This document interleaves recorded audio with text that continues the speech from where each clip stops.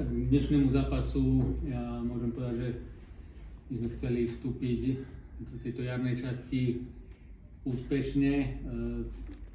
To, ako sa ten zápas vyvíjal, samozrejme ovplyvnili nejaké veci. My sme na začiatku zápasu nepremenili penaltu, ale napriek tomu chlapci ukázali, že chceli ísť za gólom, snažili sa vytvárať šance, aj keď aj domáci v tých rýchlych prechodoch boli nebezpeční, trafili aj Brno a dosť to ovplyvnilo potom aj v druhom polčase tá červená karta.